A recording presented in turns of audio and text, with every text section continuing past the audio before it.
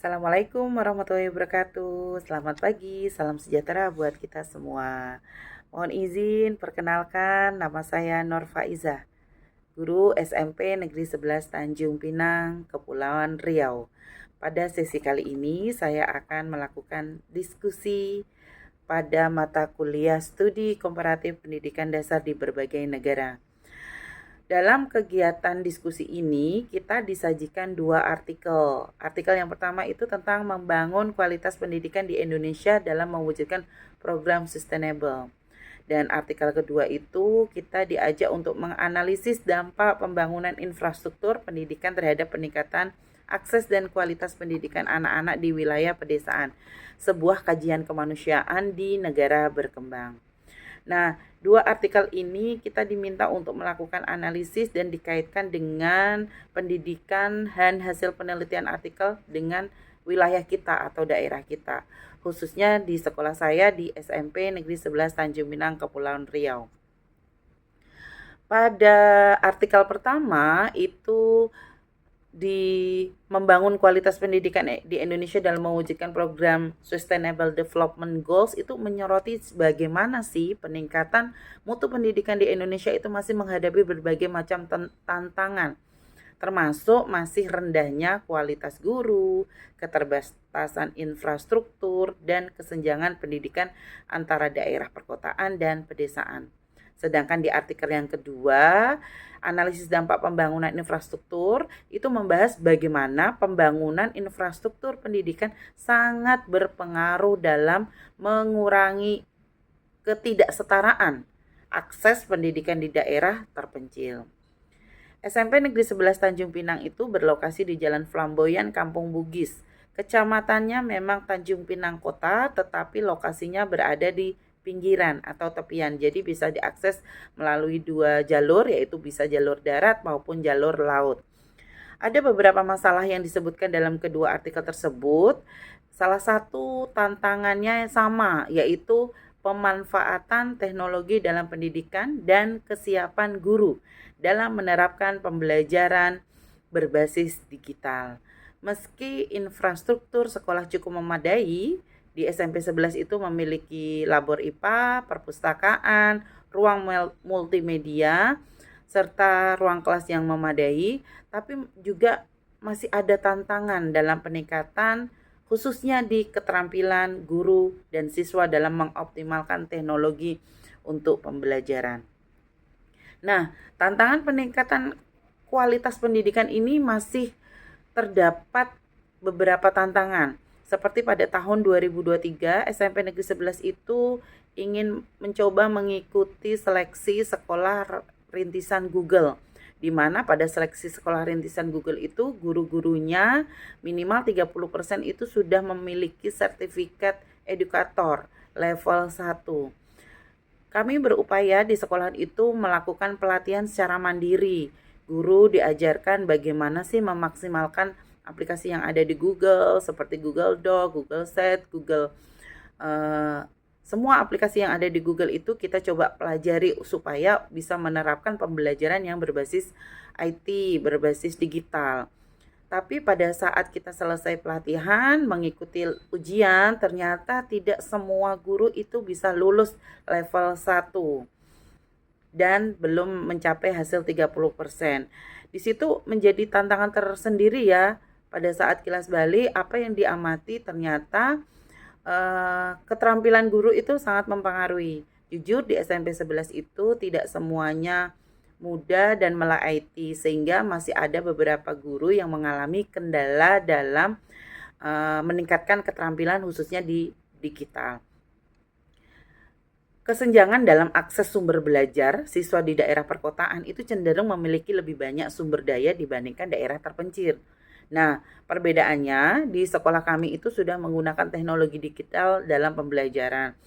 Pada penilaian harian, mereka sudah menggunakan Google Form, sudah menggunakan Android, kemudian pada saat ujian juga siswa-siswa ini sudah menggunakan Android tetapi menggunakan aplikasi Exembro, berawal dari Google Form, dimasukkan aplikasi Exembro, sehingga ini sudah berbasis digital.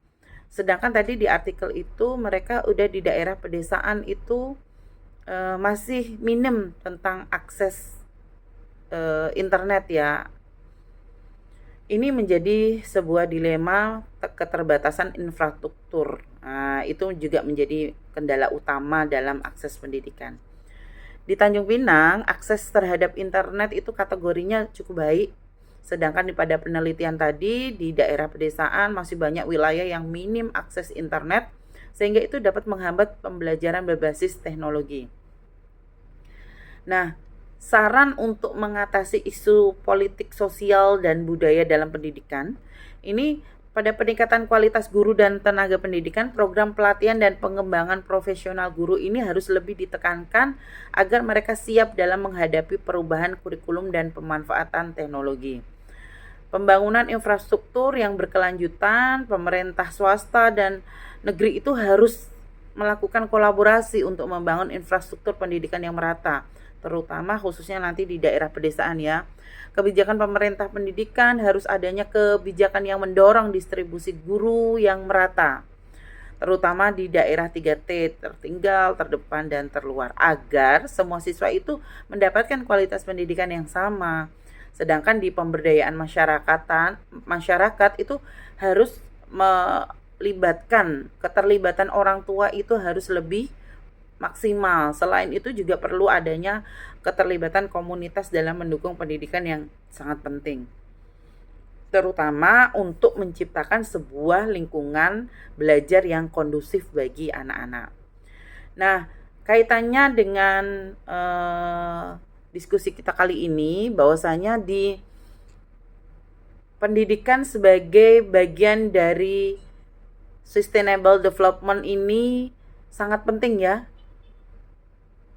Adanya kesenjangan pendidikan antara daerah perkotaan dan pedesaan ini menjadi permasalahan yang banyak berkembang di suatu negara, dan ini dibahas dalam mata kuliah ini. Strategi perbaikan pendidikan, ada beberapa negara itu telah berhasil meningkatkan mutu pendidikan mereka dengan berbagai kebijakan seperti pelatihan guru berkelanjutan, pembangunan infrastruktur digital, dan distribusi sumber daya pendidikan yang lebih merata. Hal ini menjadi referensi bagi Indonesia untuk mengadaptasi bagaimana strategi ini bisa efektif. Kualitas pendidikan dan aksesibilitas infrastruktur itu masih menjadi tantangan utama, sehingga perlu adanya pengembangan kebijakan yang tepat, khususnya bagi pelatihan guru yang berkelanjutan. Sebab jika tidak ada yang berkelanjutan itu nanti hanya sekedar pelatihan sudah selesai dapat sertifikat, padahal tidak. Berkelanjutan ini bagaimana dia bisa mengaplikasikan apa yang diajarkan, dipelatihankan itu dalam pembelajaran sehari-hari, serta pemanfaatan teknologi dalam pembelajaran. Hasil dari aplikasi itu, hasil dari pelatihan itu seharusnya digunakan, tidak hanya sekedar diketahui, seperti itu. Nah, kalau ini dikaitkan dengan isu politik dan sosial dalam pendidikan dasar, nampak di sini bahwasanya di artikel pertama itu sudah menyoroti tentang keterkaitan erat antara kebijakan pendidikan dan politik pembangunan. Kedua, pada artikel kedua itu menegaskan bahwasanya pembangunan infrastruktur ini itu bergantung pada kebijakan pemerintah dalam alokasi anggaran dan pemerataan pembangunan. Nah, pembagian kekuasaan dalam sistem politik di Indonesia ini mempengaruhi kebijakan pendidikan, termasuk dalam pengalokasian dana pendidikan dan distribusi guru. Di artikel pertama ini dijelaskan bahwa pihak swasta dan masyarakat itu harus turut serta dalam mendukung peningkatan mutu pendidikan yang selaras dengan konsep partisipasi politik dalam pendidikan dasar. Hal ini menunjukkan bahwa keberhasilan pendidikan ini tidak hanya bergantung pada kebijakan pemerintah, tapi juga bisa keterlibatan aktif sebagai berbagai pemangku kepentingan, termasuk tadi swasta ya. Nah, kaitan isu ini dengan sosial budaya, bahwasanya membahas bagaimana sih infrastruktur pendidikan yang minim di daerah pedesaan ini menjadi penghambat utama dalam akses kualitas ini. Maka bagaimana di sosial budaya dalam masyarakat ini dapat mempengaruhi akses pendidikan, terutama daerah yang keterbatasan ekonomi dan sosial budaya. Pada kegiatan ini, teori stratifikasi sosial dalam pendidikan yang menyatakan bahwa faktor sosial ekonomi itu mempengaruhi akses terhadap pendidikan yang berkualitas. Nah, pendidikan ini sebagai alat transportasi sosial ya, Bapak Ibu. Kedua artikel ini menyoroti bahwasanya pendidikan itu berperan penting dalam menciptakan sumber daya manusia yang unggul dan siap bersaing di era globalisasi. Sistem sosial budaya di negara itu sangat mempengaruhi bagaimana pendidikan diterapkan, termasuk dalam upaya menciptakan kesetaraan akses pendidikan bagi seluruh masyarakat. Kesimpulannya, pada kedua artikel yang dikaji ini memiliki relevansi yang kuat dengan isu sosial politik dan sosial budaya dalam pendidikan dasar. Pendidikan tidak hanya dipengaruhi oleh kebijakan politik, tapi juga oleh faktor sosial budaya yang menentukan bagaimana akses, kualitas, dan efektivitas pendidikan dijalankan. Oleh karena itu, pembangunan pendidikan yang berkelanjutan itu harus melibatkan berbagai aspek, mulai dari kebijakan, pemerintah, partisipasi masyarakat, hingga penguatan sistem sosial dalam dunia pendidikan. Mungkin itu saja diskusi yang saya sampaikan kali ini. Semoga bermanfaat. Terima kasih atas perhatiannya. Assalamualaikum warahmatullahi wabarakatuh.